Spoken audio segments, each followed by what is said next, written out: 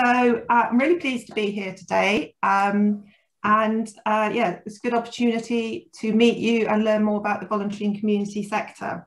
So as a team, we're a dispersed team across the Southwest, and we have a mix of funding officers and funding managers and a head of region. And I cover, I'd say, just recently Swindon and Wiltshire, and I also work across Somerset and Dorset. And I support local funding officers that cover those areas specifically. And you may already know your local funding officer, and that's Hannah Litherland. So she's a funding officer who covers Swindon and Wiltshire, and she lives in Wiltshire. Hannah is getting married on Friday, which is why she's not here today. So she sends her apologies, but she's getting things sorted for her wedding. But it was a great opportunity for me to come along and do the presentation and meet you all. So I think I've got about half an hour, and then there's some questions. So I'm I'm not massively great on Zoom, so I'm going to try and upload, and I've already gone wrong. Just bear with me. Oh dear, what am I doing? Hold on, let me go back. There we go. So I want to share screen. That's what I want to do. And here's my presentation. Share. Great. Is that coming up for people? There it is. Yes, thank you very much. And can you still see me? Because it's a bit weird. We get you in the corner. But I can see some of you. It's a bit weird. Otherwise, I'm just sort of talking to my kitchen table. But okay, so if I leave it like that, I can kind of see some of you anyway. So yeah, so I'll go through and I say there's an opportunity at the end for some questions. So the things that I'm going to be covering today are obviously a little overview. It sounds like a lot of you are familiar with us, but some of you maybe less so. So I'll just briefly go over our purposes, who we are, obviously our funding offer and what programs are open at the moment and how to apply. And just cover, obviously, as a opportunity for questions at the end. So with the bigger picture, many of you will know that the National Lottery Community Fund is the largest distributor of lottery money to good causes. And we are a non-departmental public body, which means we're created by statute, created by Parliament. And we are ultimately accountable to Parliament, to select committees there, and we are accountable to you as the public. But we are very standalone and arm's length. So we have independence from government to decide, obviously, our funding programmes and our funding decisions. And as most of you will know, our money comes from the sale of lottery tickets. And for every £1 that's spent on a lottery ticket, 28 pence in the pound goes to good causes. And we get 40% of that 28 pence, which is about 12.5 pence in the pound. But a lot of lottery tickets are bought, and I'd like to thank people who support the lottery and who buy the tickets, because it allows us to give out about 600 million a year to good causes all across the UK. More locally, that translates to about 36 million a year for the Southwest. And at the moment, we are supporting supporting over 450 organisations. And then obviously translating that locally to Wiltshire and Swindon, over the last couple of years, we've averaged about 1.7 million per year into communities across Wiltshire and Swindon, across all our programmes. So our purpose is really straightforward. We want to support people and communities to thrive. And we really feel that people understand what's needed in their communities better than anyone else. So what we aim to do is we want to listen to you, we want to collaborate, and we want to fund so that good things happen in local communities. And we want to fund projects that make positive changes in communities, that develop social cohesion, that bring communities together and make them stronger and more resilient. And we want to support a vibrant and diverse community sector, because we know it is the voluntary and community sector that enables and allows great things to happen in local communities. So I'll talk you through our vision and our priorities for England. So our vision and our strategic framework is known as People in the Lead. And we consulted with the voluntary and community sector on this, and with other stakeholders and with other funders around the kind of principles that we should have as a funder. And these really are core and guide all our grant making.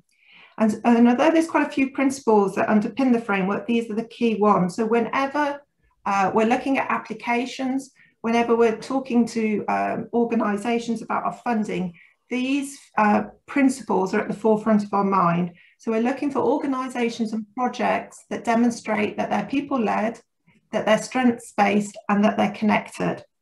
So by people-led, what we're really keen to know is how you have consulted and gathered feedback from the people that you work with or people that you want to reach out to that may need your support. We want to know how you know what's important to them. What are they telling you? So we need to know about that consultation and how you've undertaken that. And then you can identify for us the issues that need to be addressed and talk us through how people can get involved in the design and the delivery of the project and how the project is going to be delivered. So that people-led, really talking to the beneficiaries, talking to the people with lived experience, consulting from day one, and then how they will be involved throughout in your project. And we want to see organisations that take a strengths-based approach. So we want to encourage people and communities to think about the strengths that they have. Often local communities know what the issues are, and they also are part of the solution, and they know and have knowledge and skills about what needs to change. So it's really harnessing those local strengths and taking the local community on a journey with you, using their strengths, their knowledge, their know-how. And we also want to support organisations that are connected. So we want to know how you are embedded in your local community, how you know what's happening locally, how you connect, how you work in partnership, but also where the gaps are so that you can tell us, this is how we're going to add value. This is what we bring to the local picture around the particular issue or activity or event that you want to run. So those three things are really core and key to our whole approach as a funder.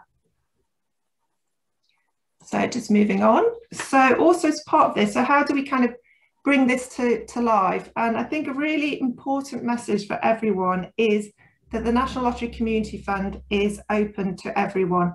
We really want to reach out to those communities that have perhaps not thought that our funding was for them.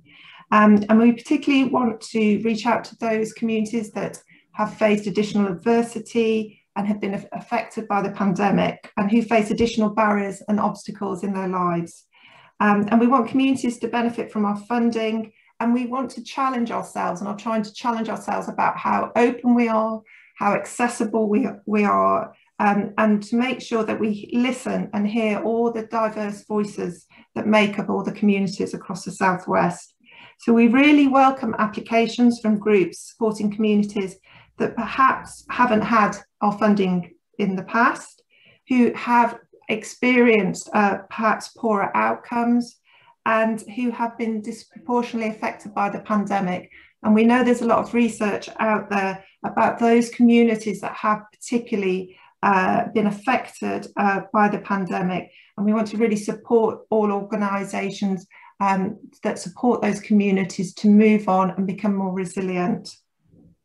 So we're a flexible funder as well. So that means that we're very happy to have a conversation with you at any time, especially around Reaching Communities applications.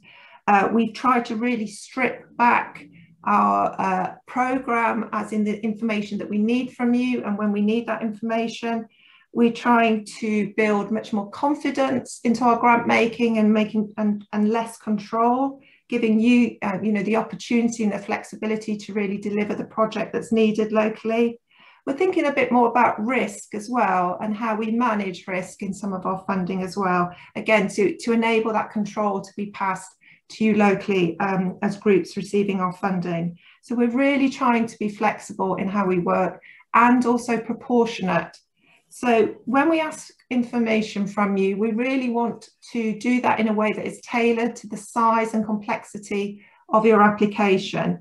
So you can imagine that if someone is applying to us for £50,000 over 1 year, we need to be sort of thinking about the information we need and tailoring it to that size of application. If somebody's coming in for 5 years and £500,000, then we're likely to ask a lot more questions and there's likely to be more information that's required. But we are really trying to be proportionate throughout. And we have what we call a conversational approach. So I say Hannah is your local funding officer, And she's there to have conversations about our funding. And we hope really soon to be able to be out and about in the local community again, and doing face-to-face events and meeting via different networks. So we really want to sort of have those local conversations, and we would have a conversational approach with you throughout an application that you made to us. And we're very happy, before you put an application in, you know, if you want to drop us a line, arrange to have a chat, then we're happy to do that in advance as well before you put any application in. So our funding priorities in England, so this is for all our programmes. So again, hopefully it's really nice and straightforward. These are our three main funding priorities. And when you make an application, you'd be looking to demonstrate that you meet one or more of these priorities. So as you can see, they're very wide-ranging and they're very diverse. And so we want to look at building those stronger relationships across communities, bringing diverse communities together, helping organisations by supporting places and spaces, so places that people can come together to undertake different activities, to learn new skills, to address isolation and loneliness by coming together in activities, to celebrate together as well. And we also know the importance of online activities and online communities, and that's been particularly so over the last sort of 18 months, you know, with the pandemic and the shift to supporting online. And I'm sure many of you had to think about that and really think about how you delivered your support over this sort of last year. So we know the importance of online communities as well. And we're really interested in what we call the sort of early action. So we're interested in how you support people before they get into that sort of crisis intervention level of need. So thinking about how you help people earlier on in their life and in facing the barriers and challenging the barriers that they face. This doesn't mean that we won't fund crisis intervention. We will fund food banks, and we've funded lots of those. We will fund around homelessness. We will fund around domestic abuse. So those really important services that intervene at a time of crisis, we will fund as well. But we're also interested in how you support the people through those services to be able to step back from that crisis and to be able to move on with their lives.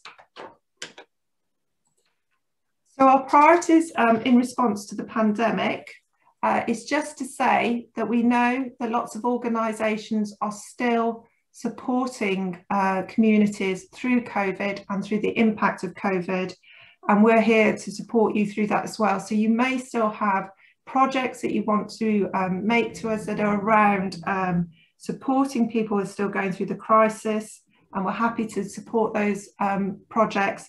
And we're also looking at how you're looking at changing and adapting what you're doing longer term, and how you're looking to move on as things reopen, and you know, how you support communities to be more resilient to the future challenges that we may face. So this sort of, just to emphasise that we do have that funding still available through our programmes. So the funding offers that I'm going to talk about are probably ones that you've heard of before, which is National Lottery Awards for All, which is our small grants programme, and Reaching Communities. And all applications for those can be made online, but obviously if you prefer not to make it online, then we can arrange that and have other ways for you to submit your application to us. So who can apply for these two programmes? It's basically open, as you can see, to all different structures and types of voluntary and community sector organisations. So hopefully as you're reading through this, you will fall into one of those categories of organisation. We also occasionally fund the statutory sector to lead on projects where we think they're the best lead for a particular project, but over 90% of our funding goes to the voluntary and community sector. So really our core is in supporting you as local organisations. So I'm going to talk briefly about National Lottery Awards for All, and it's our small grants programme. It is our most popular programme and probably the one that people really sort of find easy to apply for. It's very light touch in the application process. and it's really good programme for those small local projects lasting up to a year, and for up to £10,000. And so it can be for a one-off event, or it may be for a series of activities that you're going to deliver over that 1 year period. And it can also be for repairs and renovations for buildings as well.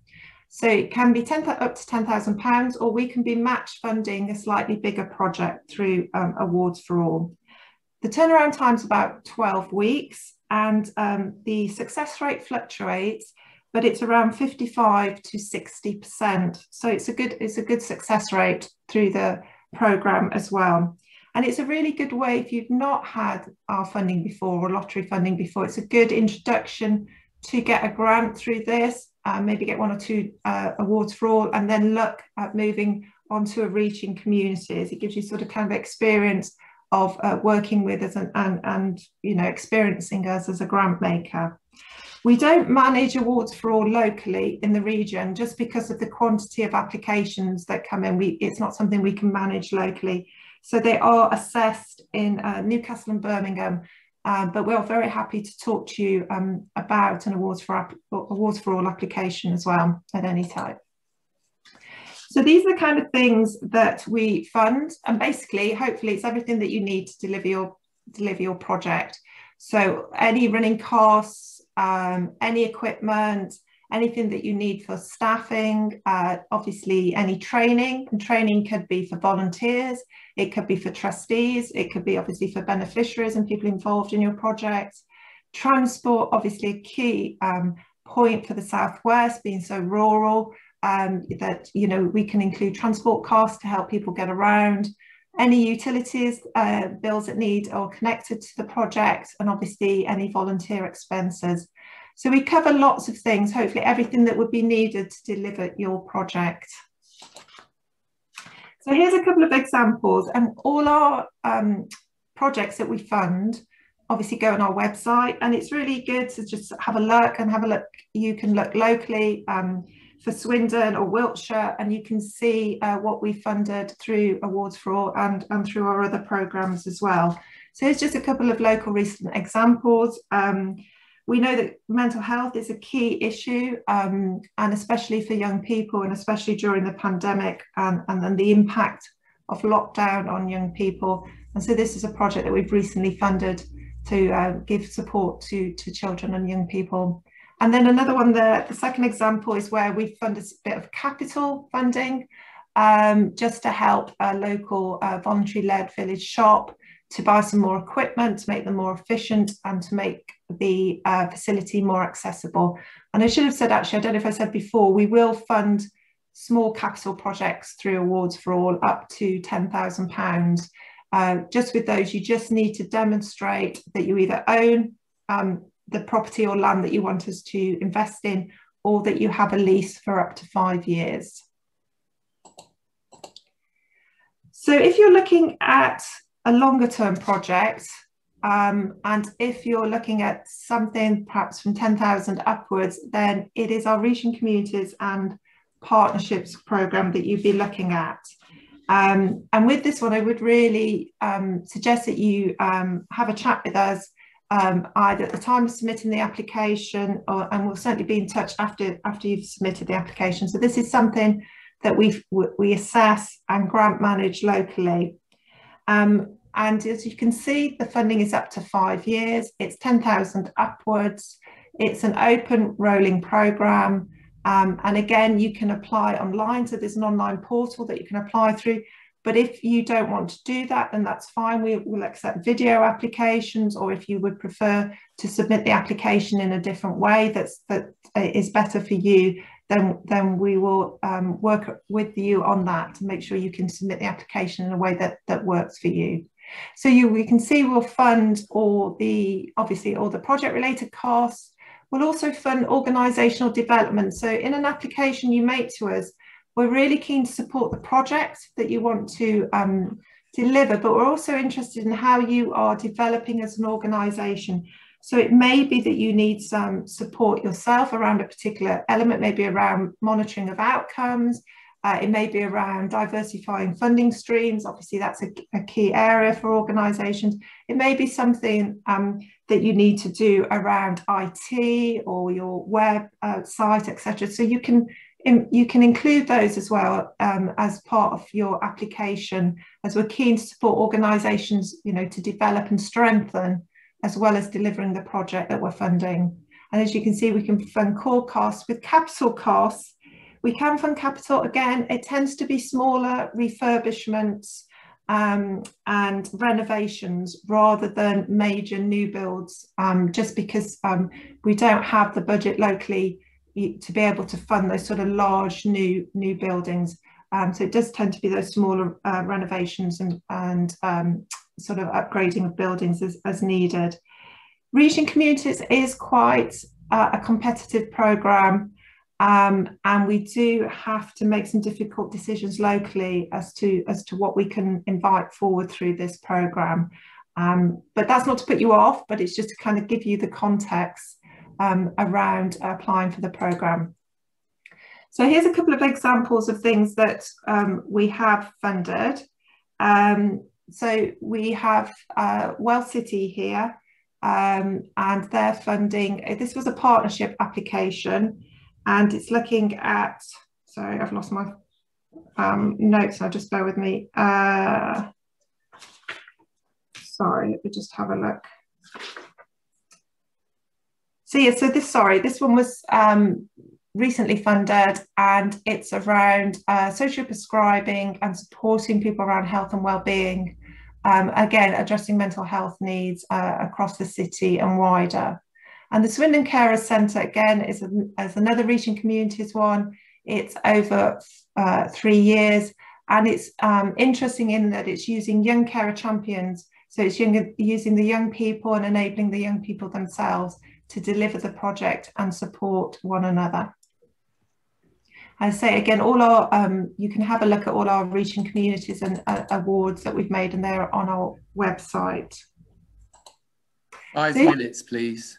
Okay, so if you make an application, you can see there that we'll ask you some questions in advance as to what you need to provide for us at this initial stage. And as you can see, one of the key things there is how you've involved your community in your project and in the design and the delivery of it going forward, and really how it fits with what's happening locally. So there's some of the key questions that we ask, and obviously a little bit more about how much money you need and how long you would like the funding for. And if you are successful at that initial stage, then we invite you through to a second stage where we ask a few more questions and get a little bit more detail from you about the proposal. Again, trying to take that proportionate approach in how we do that. And if you're not successful at that stage, if we come back to saying, unfortunately, it's something that we don't think we'll be able to fund, then we will try and signpost you to other funding that's available or to other support. So try and give you some feedback about the application and where we thought it might need to be developed. In grant management, Hannah would be your local funding officer, so she would manage your award. And obviously, as we go through, we're very flexible in the grant management. There are no specific forms that you have to fill in at the end of each year. It's entirely up to you how you report at those time periods. But we're really interested in how you're involved in the local community in your project, obviously about the difference it's making, the impact. I'm really interested in the learning and any learning that we can share from your project. I just wanted to very briefly mention, because there are key core programmes, and I'm happy to take questions on those. We do have other programmes that are open. I just wanted to flag a couple that are open at the moment. So this is our Local Connections Fund. It's open for small grants at the moment. It's open for the next couple of weeks to the 6th of August, so it's quite a short window, but it's really around reaching out and helping people who have been impacted by COVID, by the lockdown, and enabling people hopefully to come back together to help tackle loneliness and social isolation, which has been obviously a huge issue and highlighted through COVID. And this programme, again, is an interesting one. This is in partnership with IKEA, and this is called Places called Home. Again, it's around small grants. It's open again till the 14th of July, so this is a very short window, or until we receive 1,500 applications. And again, it's about how you enable communities to reconnect and to come together and to build relationships again post the pandemic. And these two programs I'm just mentioning very briefly. So these are our UK-wide programs. These programs are really about testing new approaches and experimenting and thinking about new ways of working, and very sort of future focused. So Growing Great Ideas is a program that's open at the moment, really looking at the composition of communities, of networks, and how you facilitate and support those. And Growing Great Ideas are running their own pre-application sessions, and the next one's on the 5th of July. So if you're interested in this program, the UK-wide team are holding these open sessions. Anyone can attend to find out a little bit more about the program. Bringing People Together is another UK program, and this is again looking at new ways of bringing people together. It's looking at how you support communities and around the infrastructure that is needed to build stronger connections across communities. Again, it's around testing new ideas and new ways of working. And that has more information on our website as well. So these are sort of more transformational and larger programs that are running at the moment. But I just wanted to flag those as well in case they were of interest. So lots of information on our website about all the programs I've talked about. There's information on there about what we mean by people in the lead. There's information about how to do a good consultation, how to do outcomes and monitoring. There's information on there about equity and diversity and how you can reach out to all the different communities that make up your local area. And there's lots of information and learning on there that we've learned through projects that we've funded around loneliness and isolation, for example, around social prescribing, around young people and building resilience. So sort of things that we've learned and that may be useful to share with the sector. And obviously reach out to your local infrastructure organisation. So to find out more, and they will have more experience as well on our funding and be able to tell you about it. And as I say, Hannah, as your local funding officer, is available to have a chat with you at any time, especially around reaching communities. If you're thinking about that, then have a chat with us at the time you're putting your application in. Thank you. And oh yes, and questions. Yes, thank you very much. A huge thank you, Catherine. It was amazing and a very information-packed presentation. Much appreciated. Catherine, is it okay? I've got a copy of your slides. Am I okay to share them after this session? Yeah, absolutely. Yeah. There's so much there. So I'll share them. And I also forgot to mention, and apologies, that we're recording the session. So I'll share that as well. Now, thank you. So questions, you can pop your hand up if you know how to do that on your Zoom thingy, or feel free to wave or shout if you like. Any questions?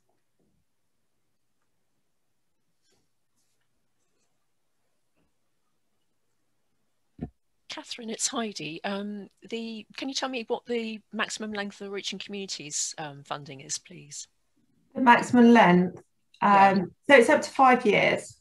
So sort of we're funding at the moment projects from 6 months upwards, really, through Reaching Communities, kind of to bring to allow that flexibility of funding offer for the sector. So yeah, so anything from sort of 6 months to 5 years. Fantastic. And how long on average is the process if you're successful through to the second stage? Okay, so so as it's 2-stage application, we put your first stage in, we try and come back to you with a decision on that stage within 12 weeks as to whether we think it's something that's potentially fundable and would like you to go through to the second stage, or if it's not, then we give you feedback at that stage. At the second stage, obviously it's working at the pace of the applicant. So we want to work at your pace, and you know, you decide how quickly you want to move that forward. When you've sent us all the information in that for us to assess that that sort of second stage, it's about 12 weeks. So it can be sort of 12 weeks and 12 weeks, but we can do them in shorter periods of time. And if you know, it depends on the circumstances and obviously the volume of applications that we're getting in at the time. Thank you. That's really helpful. Thanks for that, Heidi. Any other questions? Perhaps I can go next. There's somebody else with their hand up as well. Thank Keith. you. Yeah, thanks, Sally. All right, well, I'll do mine very quickly. Obviously, you've given us a huge amount of information and several grant pots that I guess we can look at. What can we apply for multiple grants, and how do we go about assessing? Because I've got multiple strands of funding that I would love to get sorted out. How's the best way of doing that? So awards for all. So you can you can have one grant at any one time. So it's about every year you can apply for an awards for all grant, and so you can hold one of those. But you can have an awards for all grant and a Reaching Communities grant at the same time, if they're for, you know, obviously different projects and different activities. And you can hold several Reaching Communities projects at the same time, several grants at the same time as well. So there's no limit on that. I think what I would say is if you've got lots of ideas and lots of other kind of funding opportunities, for us, it would be understanding where we fit in the picture. What would we best be funding? Would we be match funding something else? Because obviously we can match fund through awards for all, and we can match fund through Reaching Communities. So are we bringing some money to the table, and then is another funder coming in as well? So we really want to be flexible with you, and I guess it depends on what you want to do. Are we the best fit for certain parts of the project? Are other funders a better fit for other parts? So it's sort of thinking that through really, and where we might fit in. So would the first step then literally be to have an informal conversation with somebody, or would it be to actually put together a paper to sort of say, these are all the various things that we want to do, and somebody then to help us put projects together? So we're happy to have a general conversation, especially if it's about Reaching Communities. So to have that conversation, we have an advice line who can give you, you know, kind of general information about our programs. It may be that you want to speak to VAS as well, so to speak to the local infrastructure here today about the different options as well, as I'm sure they'll be able to help you through that process. But if you have an outline of what you want to do and you just kind of want to test, you know, are we the right, then you can email Hannah and she can have a look at that and kind of give you some initial advice. But I would also obviously use Voluntary Action Swindon, you know, because they've got lots of experience and obviously they know about other funders as well.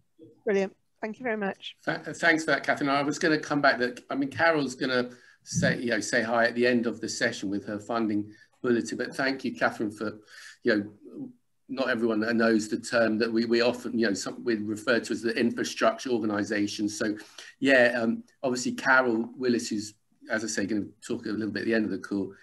She's here as our, you know, fundraising and governance advisors. So, always a good point of call. And I know Carol has regular updates and meetings with Hannah at the National Lottery, but we'll be sharing Hannah's email as well for anyone who wants to go directly to her as well.